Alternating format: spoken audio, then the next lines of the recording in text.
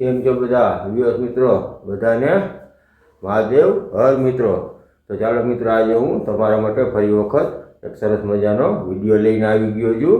આ વિડીયો આપણે જામનગરથી 8-10 કિલોમીટર દૂર એક સરસ મજાની જગ્યા છે, પિકનિક પોઈન્ટ, જ્યાં સરસ મજાનો એક ડુંગર છે અને ડુંગર ઉપર એક સરસ મજાનું મંદિર છે. તો મિત્રો, એ સરસ મજાની જગ્યા છે. આપણે હાઈવે પર થઈને જવા છે જામનગર શહેરથી 8થી 10 કિલોમીટર છે. તો ચાલો મિત્રો, હું ને મારી વાઈફ બંને ત્યાં જવા માટે નીકળી. તો ચાલો મિત્રો, આપણે રસ્તામાંથી વિડીયો બનાવતા જાય અને ત્યાં પહોંચી અને ત્યાં હું તમને મંદિરને સાથે જે ડુંગર છે ત્યાંના હું તમને દર્શન કરાવું. તો ચાલો મિત્રો, વિડીયોમાં બન્યા રહેજો. આજનો વિડીયો બનશે સરસ મજાનો. તો ચાલો મિત્રો, આપણે હવે આગળ વધીએ.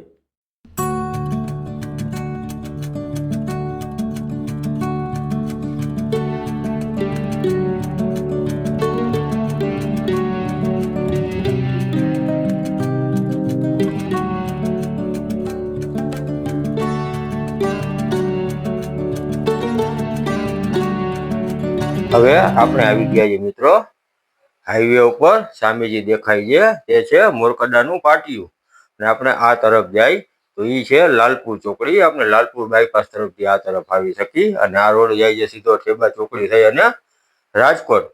તો આપણે મિત્રો હાઈવે ઉપર આવી ગયા છીએ. મોરકડાનું પાટિયું છે સામે અને મોરકડાના પાટિયાની એક્ઝેક્ટ સામે પતારિયા નામનું એક ગામ આવે છે. પતારિયા મોરકડાની સામે. આપણે પતારિયા ગામમાં થઈને જવાનું છે આપણે બે ભાઈનો ડુંગર અને ટેકરીવાળા ખોડિયાલ તરીકે પણ ઓળખાય છે. તો ચાલો, સામે પૂનમ ઊભી છે. તો પૂનમને લઈ અને આપણી માણકી છે એક્સેસમાં આપણે વધીએ આગળ મિત્રો. ચાલો તો આપણે આગળ વધીએ છીએ અને રસ્તો કાચો રસ્તો છે મિત્રો, રસ્તો પાકો નથી. રસ્તો થોડો ખરાબ છે. તો તમે 2 વ્હીલર લઈને આવો તો તમારે ખાસ ધ્યાન રાખવું પડે. 4 વ્હીલર લઈને આવો તો તમે વ્યવસ્થિત આ રોડ ઉપર જઈ શકો. હવે આપણે મિત્રો અહીંથી બે રસ્તા પડે છે. એક રસ્તો આપણે જાય છે જમણી તરફ છે, તે જાય છે પતારિયા ગામમાં અને જે ડાબી તરફનો રોડ છે. તો ડાબી તરફથી આપણે જાસી ટેકરીવાળી ખોડિયાલ અને બે ભાઈનો ડુંગર. આપણે આ તરફ નમીએ તો આ તરફ થઈ અને આપણે પહોંચી શકશી બે ભાઈના ડુંગરે. અને આપણે આ બે રસ્તા પડે છે અને ત્યાં એક ચા પાનની હોટલ છે. આપણે યાદ રાખી શકીએ કે આ હોટલ થઈ અને આપણે ડાબા ઉપર નમીને આગળ જવાનું છે મિત્રો.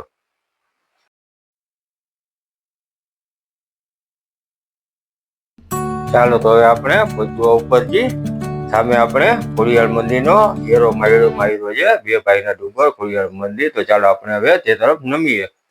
હવે આપણે કઈ જગ્યાએ જવાનું છે મિત્રો એ હું તમને દેખાડું. આપણે કેમેરાને ઝૂમ કરી જુઓ. સામે જે મંદિર દેખાય છે આ મંદિર છે ખોડિયારનું અને ટેકરીવાળી ખોડિયાર. આપણે ત્યાં જવાનું છે. તો આપણે ફરીને જવું પડશે. આપણે ફરી અને જે રોડ છે તો આપણે રોડ ઉપર જાય અને ડુંગર ચડવાનો રહેશે. તો આપણે જે સામે તરફ છે એ ડુંગર ચડી અને પછી આપણે ત્યાં પહોંચી મિત્રો.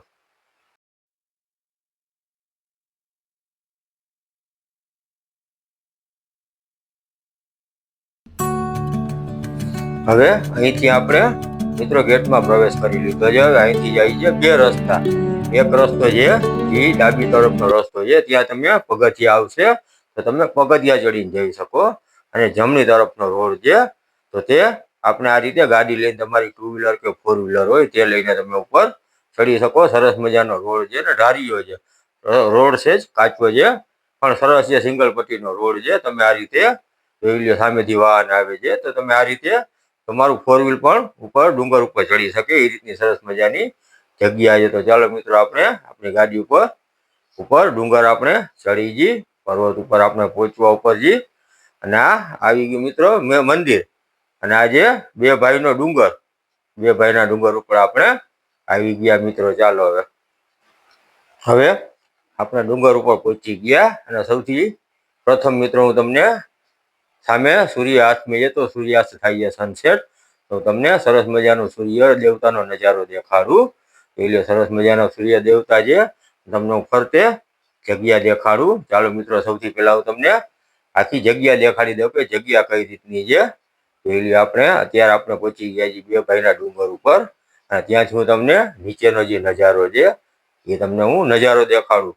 સરસ મજાનો નજારો છે. તમે અહીં આવો તો તમને એમ થાય કે આપણે હિમાચલ કે ઉત્તરાખંડના કોઈ આપણે પર્વતમાં આવી ગયા એ રીતનો આખો નજારો છે. સામે પણ તમને જુઓ ડુંગર દેખાય છે. તો આ રીતે આજુબાજુમાં ઘણા બધા ડુંગર છે. પણ આ ડુંગર જે વિકસાવેલો છે અહીં વર્ષો જૂનું ખોડિયાર માતાજીનું મંદિર છે.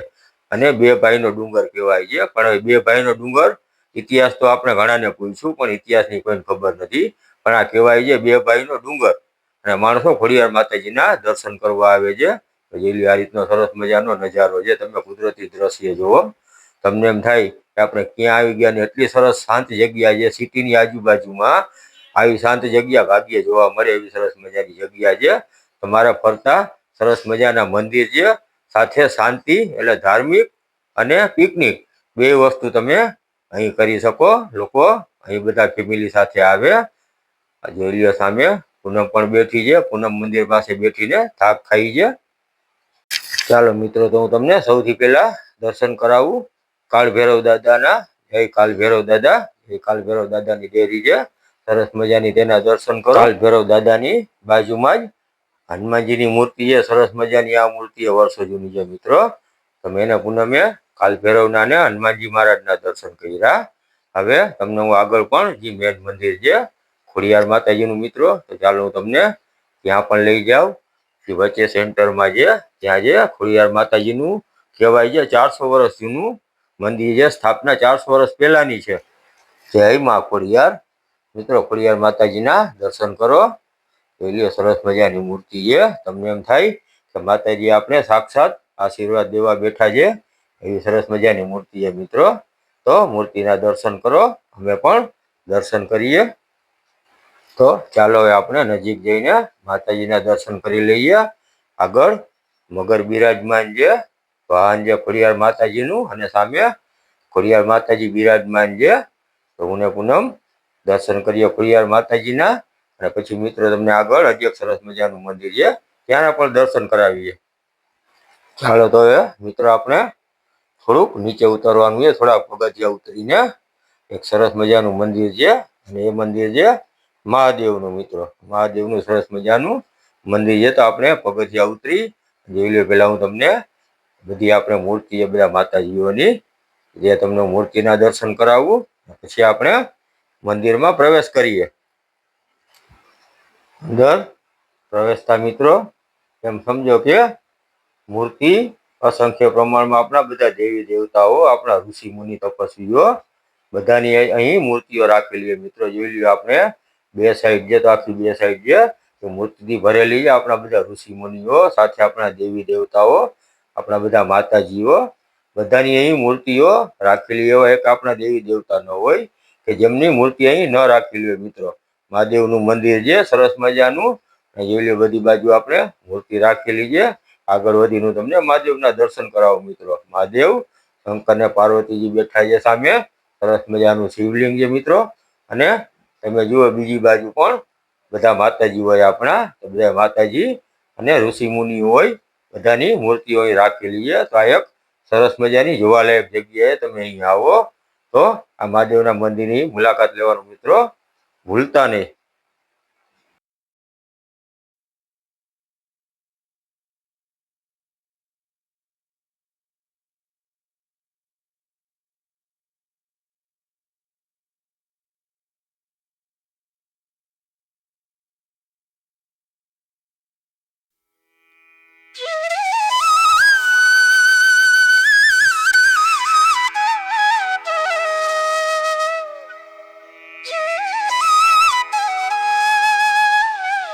આ રીતે ઝાડ ફરતે આ રીતે ઓટા બનાવેલા છે.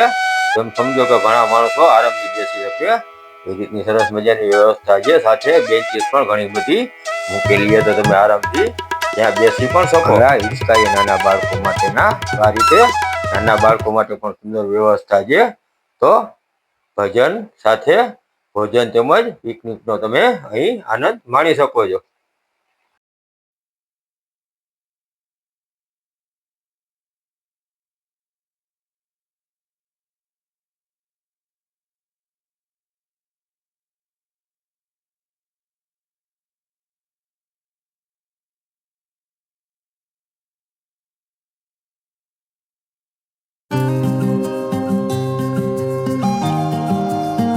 હવે જોઈ લ્યો તો મિત્રો, આ રીતે તમને દેખાડું તો તળેટીનો નજારો જે ડુંગરની નીચે જે તળેટી છે તો તળેટીનો નજારો દેખાડું. આ છે નીચેનો સરસ મજાનો નજારો. ત્યાં બીજું પણ કંઈક બની રહ્યું છે તો તે પણ શું છે અત્યારે આપણે ખબર નથી, બનાવવાનું ચાલુ છે. તો ત્યાં પણ આપણે જઈને પછી બીજી વાર જોશે કે ત્યાં પણ શું બને છે તો આપણે ત્યાંની પણ મુલાકાત લેશી. તો આ રીતનો સરસ મજાનો નજારો છે, કુદરતી દ્રશ્યથી ભરેલી આ જગ્યા છે મિત્રો, સરસ મજાની. અને તમે અહીં એકવાર આવો તો તમને અહીં શાંતિ મળશે. તમે કહેશો કે અહીં જેવી શાંતિ આપણે બીજે ક્યાંય મળે ને, એવી સરસ મજાની શાંત જગ્યા છે. તો મિત્રો, જામનગર વાસીઓ અથવા જામનગર બહારગામથી કોઈ પણ લોકો આવતા હોય તો તેઓ એની મુલાકાત એકવાર અવશ્ય લે મિત્રો. એટલી સરસ મજાની અને શાંત જગ્યા છે મિત્રો. અત્યારે અમે બે અમારો ટાઈમ સ્પેન્ડ કરી રહ્યા છીએ શાંતિવાળી જગ્યામાં. એટલી માનસિક મિત્રો શાંતિ મળે છે અને એમ થાય કે આપણે આખી અલગ જ દુનિયામાં આવી ગયા. સરસ મજાની જગ્યા છે અને અમે બે જગ્યાનો આનંદ માણીજી. આવી સરસ મજાની જગ્યાએ મિત્રો તમે પણ આવો, કપલ આવો, ફેમિલી આવો અથવા તમારા ઘરના વૃદ્ધ લોકોને લઈને આવો. બધા માટે અહીં એમ સમજો કે કંઈક ને કંઈક છે. અને એથી વિશેષ બધા માટે શાંતિ છે મિત્રો. એવી સરસ મજાની શાંત જગ્યા છે કે તમે કોઈ વિચાર ન કરી શકો એટલી શાંત જગ્યા મિત્રો.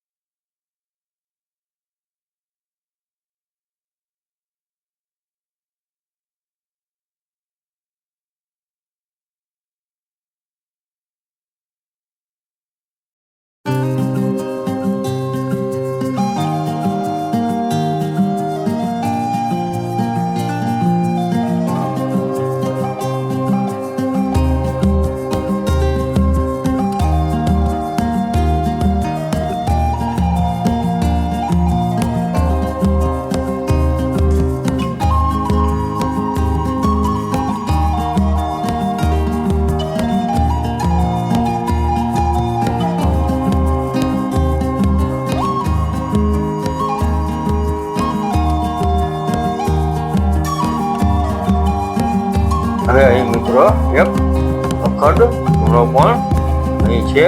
ત્યાં અગ્નિ સતત પ્રજ્વલિત રહે એ રીતનો એક અખંડ ખૂણો છે. જ્યાં કોઈ દી અગ્નિ શાંત જ ન પડે, અગ્નિ સતત ચાલુ જ રહેવો એક સરસ મજાનો ખૂણો છે, અખંડ ખૂણો. ચાલો મિત્રો, તમારો આજનો વિડીયો હું અહીં કરું છું સમાપ્ત. ભાઈનો ડુંગર અને ટેકરીવાળી ઘોડિયાળ. તો મિત્રો, આ સરસ મજાનો વિડીયો જો તમને ગમ્યો હોય તો મારા વિડીયોને લાઈક અને મારી ચેનલને સબસ્ક્રાઈબ કરવાનું ભૂલતા નહીં. અને જો તમે આવા અને આવા વિડીયો જોવા માંગતા હો તો તમે મારી સાથે જોડાયેલા રહ્યો મિત્રો. તો ચાલો બીજા વિડીયોમાં ફરી પાછા મળીશું. ત્યાં સુધી બધાને મહાદેવ. હર મિત્રો, મારી ચેનલને સબસ્ક્રાઈબ કરવાનું ભૂલતા નહીં.